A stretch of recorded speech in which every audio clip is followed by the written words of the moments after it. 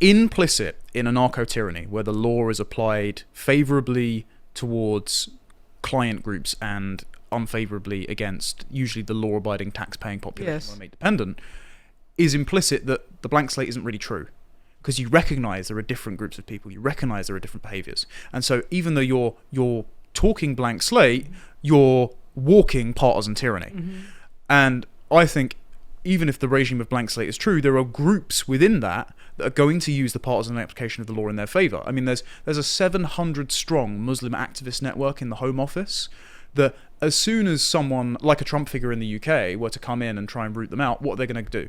They're going to appeal to the Equality Act to make sure that they can't be kicked out, even though they're doing blatant activism, which is meant to be against the Civil Service Code. But they're just going to say, oh, it's in favour of diversity, equality and inclusion. These are apolitical goals. These are moral goals that we all agree on. Because if you look into English history, it's about rolling out the franchise. And even though we're talking about completely different population here, that's the purpose of it. For my American viewers, by the way, they did a similar thing with the Civil Rights Act, where Martin Luther King's famous I Have a Dream speech is talking about cashing the unwritten check that's implicit in the Constitution to enfranchise and desegregate black Americans because all men are created equal. Meanwhile, there are a bunch of communists in the Civil Rights Movement, and the Civil Rights Act itself ends up morphing into positive discrimination or affirmative action, which racially discriminates in universities. So there are certain constituent groups that are very conscious of themselves as a people within a nation that no longer thinks of itself as a people, using this equality law to enact unequal ends that's meant to be on the final way to equality. And then the third group that could be accused of this is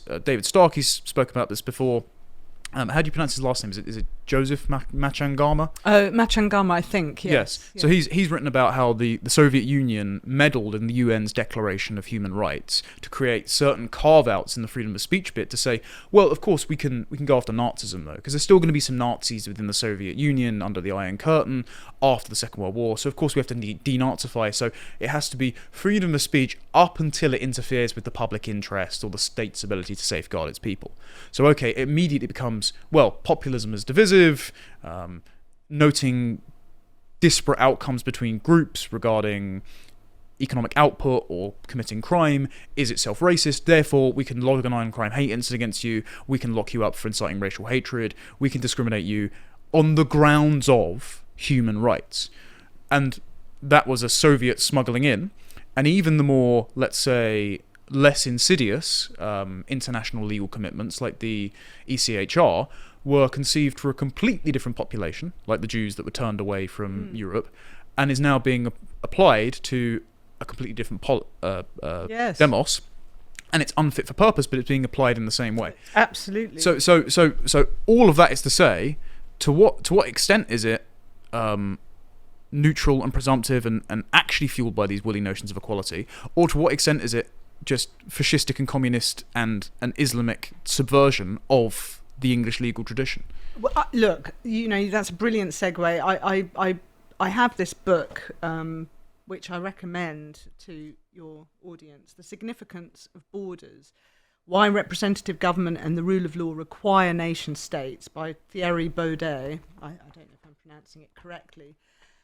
I was going to read a little passage from it because it's a great segue from what you've just said, which is the problem of human rights, which we haven't really discussed as a regime. The European Convention on Human Rights, and then the domestic installation of that regime through the 1998 Human Rights Act, and then we get the Equality Act thereafter, which borrows heavily from the kind of understanding of law that is derived from the notion of universal human rights.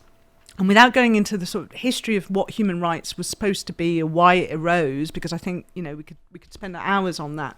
Just this analysis by this author of the notion of universal human rights. And just to remind you of the title, The Significance of Borders: Why the Rule of Law Requires Nation States. It's a really important qualification that without states, without nations. And actually, for me, nations more than states, that the idea of people for whom the law serves, in a way, discriminatory. The law must discriminate in favour of the people. If you disband the notion of that national entity and that people that precede the law, then you get absence of law, actually. And for me, human rights law, this is me personally speaking, is an absence of law. So this is what Mr. Baudet says. It is clear that rights do not indicate universal ultimate boundaries, which governments may not cross in any circumstances whatever. They may denote desirable policy proposals, but they are not universal and inalienable moral imperatives. Rights cannot be claimed universally, as there is no world court, let alone a world police force to guarantee the enforcement of the rulings of such a hypothetical court. As a consequence, the interpretation of rights will differ from country to country. Countries like Bolivia or Ghana have different standards of highest attainable standards of health from those of Switzerland or Sweden. China and Saudi Arabia mean something different by the reformation of prisoners than most Western states. There is no way of speaking of universal human rights based on any of the UN's declarations and treaties. And then he goes on to say, but not only do universal human rights not exist because they have never been codified and could never be enforced, in the hypothetical situation that we did codify and enforce them centrally, their application would hardly be unproblematic.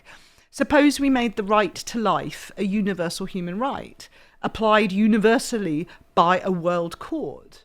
Would that mean a ban on abortion and euthanasia? Many people, including judges from all over the world, would say yes. Would it mean a ban on the death penalty? Overwhelmingly, European elites think so, while many Americans and Asians do not. Nor is it difficult to reframe the right to life into a positive obligation of the state to provide the basic needs of all. Does standing by without providing a remedy while someone dies violate his right to life or not? Must this not mean that the welfare state follows necessarily from this right to life? So you get the point. I mean, I read a long passage there, but the basic argument that he's making is that this notion of a universal human rights regime is a nonsense. It's a fiction. It's a complete nonsense.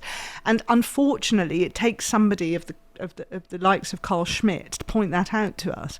And it's unhelpful because, of course, he was a paid-up member of the National Socialist regime. He was a jurist for Hitler's administration. And he's known in the Western canon as a Nazi apologist. I do think that's slightly unfair, given his work was later translated by Jewish academics and he renounced his membership. But he has, let's say, a murky past, to say the least. Yeah. I mean, I don't really care, to be honest, because we can cite Marx, and he called for the complete revolutionary disappearance of whole reactionary classes of people. He did, and Engels. He did. So yeah, and he also said some things which do make rational sense if taken honestly at face value of what he was trying to say about certain things, like the commodity fetish. For me, is a compelling concept. I do believe it has value, and not everything Marx says. As my mother used to say, Marx doesn't have the monopoly on common sense. Just because Marx said it and it's right doesn't mean it's Marxist. And so it goes. I'm not a Darwinian, but I concede that some of the research that Darwin did was interesting and valid. And so it goes with someone like Schmitt. Schmitt was a political theorist, and he was interested in legitimacy and what confers legitimacy.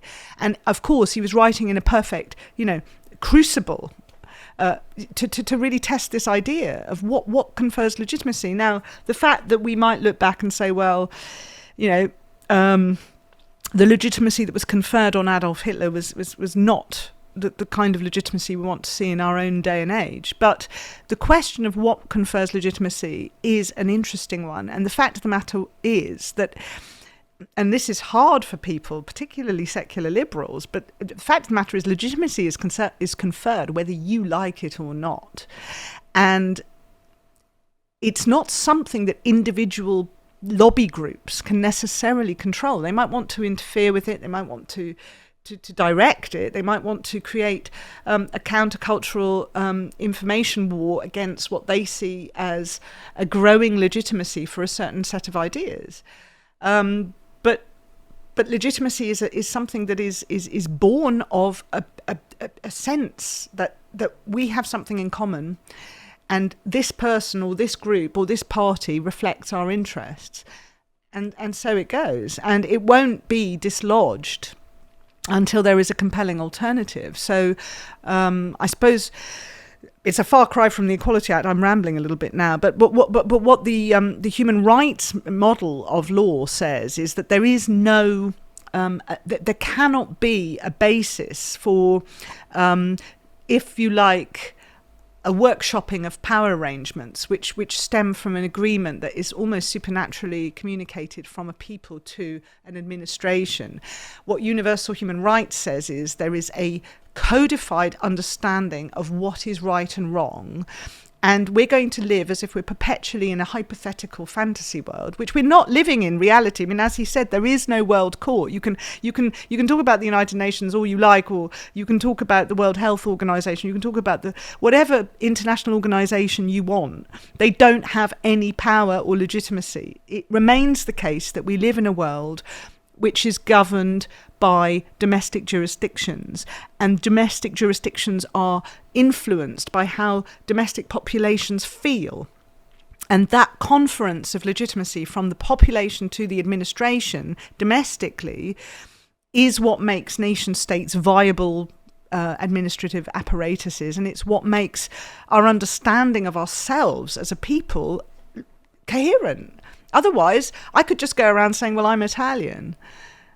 Or I'm Egyptian, I'm Chinese. I mean, were you born in those places? Because I've heard that makes you instantly Italian, Egyptian, and Chinese. I know. Does the same thing apply for Britain? Apparently, we know for a fact that when we go to places, they have a distinctive character, and we know that when we meet people off their soil, off their territory, when they say I'm from so and so, it means something to them, and they want to communicate a sense of what that means to them. And if we're good liberals, we say, oh, that's so interesting, that you have this interesting background, and so places have distinctive character, and people, even if they are not necessarily of the soil, born, going back generation after generation after generation after generation, I do think what the American election has shown is that people can actually form an understanding of themselves as Americans. And what we've seen is a huge mandate for something that is not just, we want a change of administration, we don't want Biden, we don't want Harris. I don't think that's just what it is. It's more than that. It's really profound. It is the population of the United States saying we want something that stands for America. And this populist slogan of "Make America Great Again" has been much ridiculed. But actually, ridicule it at your peril, because it did speak to people, and it spoke to people of all sorts of different orientations to what it means to be an American. But those of them who went in for that. They went in for the American part of it. It's like, done with foreign wars, done with dependence on corrupt international bodies, done with paying out international aid for all sorts of issues when we can't even fund our own afflicted during hurricane season, done with the price of eggs, done with this, done with that. Most specifically to your point, the people that were most concerned about threats to democracy voted for Trump.